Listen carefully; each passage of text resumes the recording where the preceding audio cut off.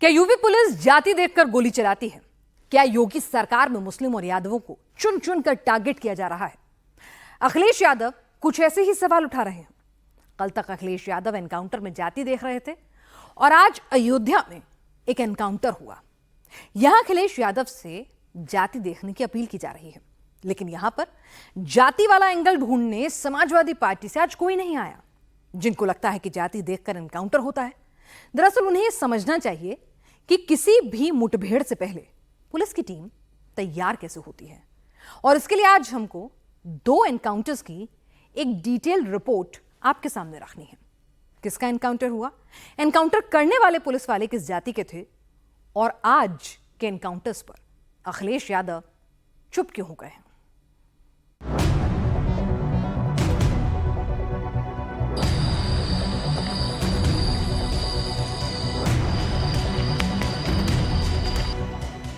ये अयोध्या का शहबान है, नाबालिग के साथ रेप का आरोपी। दर्द से कराह रहा है, चल नहीं पा रहा है क्योंकि इसका यूपी पुलिस ने एनकाउंटर किया है। इससे पहले इस मुठभेड़ पर कोई भी सवाल उठाए, उससे पहले शहबान का एनकाउंटर करने वाली टीम में कौन कौन शामिल था वो लिस्ट देख लीजिए। कांस्टेबल सौरभ यादव, कांस्टेबल पवन यादव, स्वाट टीम से अरुण यादव और आनंद यादव। इसके अलावा जिसको जो भी जाति ढूंढनी है वो इस लिस्ट में ढूंढ सकता है। हां, अगर धर्म के चश्मे से देखना है तो कांस्टेबल सलमान का नाम भी नोट कर लीजिए। जब पुलिस एनकाउंटर करती है तो उससे पहले जाति देखकर टीम तैयार नहीं होती। अपराधी को पकड़ने के लिए जाति देखकर पुलिस टीम नहीं भेजी जाती।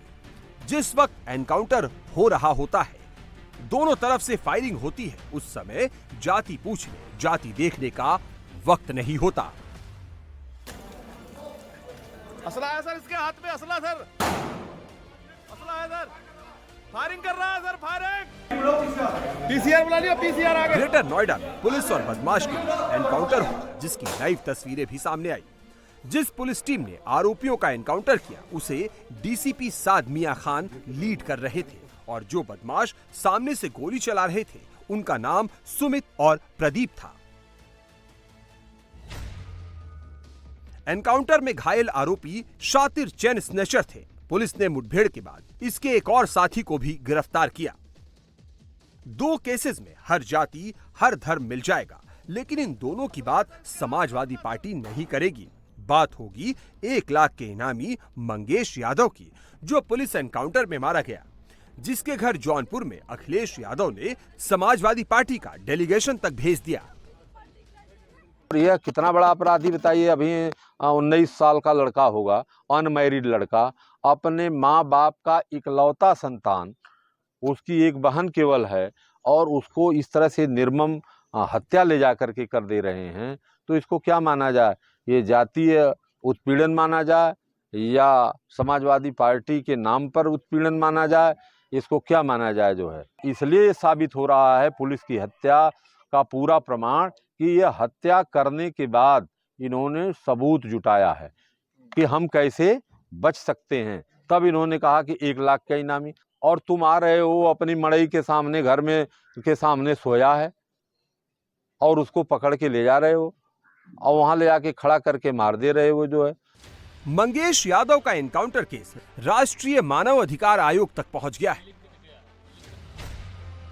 इलाहाबाद हाईकोर्ट के वकील जीएस यादव ने फर्जी एनकाउंटर की शिकायत दर्ज कराई है। शिकायत में कहा गया है, मंगेश यादव ना तो आदतन अपराधी था और ना ही उसके खिलाफ पहले कोई गंभीर आरोप था। अगर इतने अपराध करना भी आदतन नहीं होता है तो फिर अपराधी किसे कहेंगे। मंगेश यादव के परिवार वाले भी वही लाइन ले रहे हैं जो लाइन अखिलेश यादव और समाजवादी पार्टी ने शुरू की। वो बिंदास हो गया, इसीलिए कहीं भागा छिपा नहीं था। घर पे सोया, माँ बाप, लड़की माँ थी उसके, आए उन लोग 2 बजे उठा के ले गए, घर से ही ले गए, खाली हाथ सर, कुछ नहीं सर। कब कितने बजे किस दिन उठाए थे? इस सोमवार को 2 बजे ले गए हैं सुबह के टाइम में सर, 2 बजे रात में। और 2 दिन अपने साथ रखे थे। बेफई के सुबह में शो किए हैं कि मंगेश यादव बक्सा थाना मुठभेड़ में बनवास को मार के यही सब दिखाए। तब मैं वहां देखा, तब मैं भाग के चला आया सर। सुल्तानपुर केस में कौन कौन अभी वांटेड है, उनकी जातियों की लिस्ट भी देख लीजिए। इसी केस में मंगेश यादव के साथी अंकित यादव, अजय यादव और अरविंद यादव भी शामिल है। पुलिस इनके साथ साथ अनुज प्रताप सिंह, विवेक सिंह, दुर्गेश प्रताप सिंह के अलावा विनय शुक्ला, फुरकान और अरबाज को भी तलाश रही है। यूपी में माहौल बनाने की कोशिश की जा रही है कि पुलिस जाति देखकर एनकाउंटर करती है, मजहब देखकर गोली चलाती है। इसके जवाब के लिए पहले ये तस्वीर देख लीजिए। ये गोरखपुर में योगी का जनता दरबार है, जहां मुख्यमंत्री लोगों की समस्याओं को सुनते हैं। लाइन में सबसे आगे मुस्लिम महिला है, क्योंकि उसे पता है कि उसे इंसाफ बाबा के दरबार में ही मिलेगा।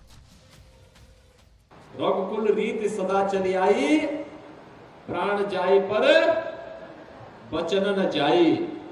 वचन नहीं जाना है, जब एक बार कह दिया तो हो करके रहेगा। योगी आदित्यनाथ गोरखपुर में थे, लेकिन जिक्र बार बार अयोध्या का किया, क्योंकि लोकसभा चुनाव के बाद एक बार फिर अयोध्या हाईलाइट में है। अयोध्या में एक बार फिर बुलडोजर चलने की तैयारी है। पहले मोहित खान का घर और शॉपिंग कॉम्प्लेक्स जमींदोज हुआ, अब बारी शहबान की है। दोनों ने नाबालिग बेटियों के साथ दरिंदगी की, अब दोनों का अंजाम भी एक ही जैसा होगा। शहबान ने 15 अगस्त के करीब दलित बेटी के साथ रेप किया था और तभी से लगातार छेड़छाड़ किए जा रहा था। पीड़ित नाबालिग के पिता ने 5 सितंबर को पुलिस में कंप्लेंट की और पुलिस ने 12 घंटे के भीतर ही शहबान को इसकी सही जगह तक पहुंचा दिया। जो भी होगा चौंकाने वाला होगा, और कल चौंकाने वाला हुआ भी। कल गोली चली भी और गोली लगी भी। मेरी कल ही वार्ता हो गई थी, तो चूंकि कल मुख्यमंत्री जी स्वयं अयोध्या थे, उनका दौरा था और ये कल सुबह से ही मामला प्रकाश में शुरू हुआ है, तो आज मेरी बात हुई है। शीघ्र ही परिवार को हम लोग मुख्यमंत्री जी के पास पेश करेंगे। अखिलेश यादव की टाइमलाइन पर मंगेश यादव का नाम दिखेगा, लेकिन शहबान का जिक्र नहीं होगा, क्योंकि ये मामला मिल्कीपुर का है, जहां पर जीत मुस्लिम और दलित वोट पर टिकी है।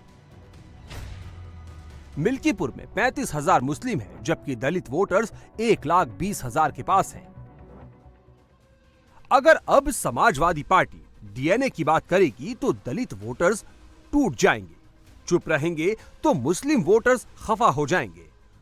मुश्किल तो काफी ज्यादा है। डेलीगेशन इनके हमेशा वहीं जाते हैं जहां पर ये लोग अपराध और अपराधी को संरक्षण देने के लिए बिरादरी विशेष से अपराधों को जोड़ते हैं, अपराधियों को जोड़ते हैं, मनोविज्ञान से जोड़ते हैं, विज्ञान से जोड़ते हैं, क्षेत्र से जोड़ते हैं, और जहां इनके शासन या इनके समर्थक दलों के शासन है उसको हिसाब से इसको विभाजन करते हैं। क्यों नहीं कोलकाता जाते ये लोग, और क्यों इस यादव के घर गए जबकि डकैती में पकड़ा गया, मारा गया डकैती कानून हाथ में लेने से। तो आज जनता सब समझ रही है कि अपराध के साथ और अपराधियों के साथ कौन खड़ा है, और कौन अपराध और अपराधियों के प्रति जीरो टॉलरेंस रखता है। माननीय योगी जी का जीरो टॉलरेंस है। भाजपा के लोग जो नेतृत्व है कभी अपराधियों के साथ नहीं खड़ा होता। तो ये जनता समझ रही है, धीरे धीरे इन सबके जो भ्रम फैलाते हैं उसकी राजनीति समाप्त कर देगी जनता।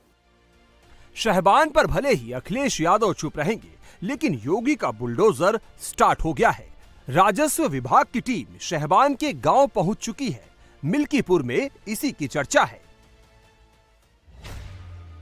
शहबान की अवैध संपत्ति की जांच हो रही है। अगर कहीं भी सरकारी जमीन पर अवैध कब्जा मिला या किसी दूसरे के जमीन को हड़पने का मामला सामने आया तो मोहित खान वाला एक्शन फिर दिखेगा। मिल्कीपुर में मुस्लिम से ज्यादा यादव वोटर्स 35,000 है। इस वोट बैंक को अखिलेश यादव कभी टूटने नहीं देंगे, किसी भी कीमत पर।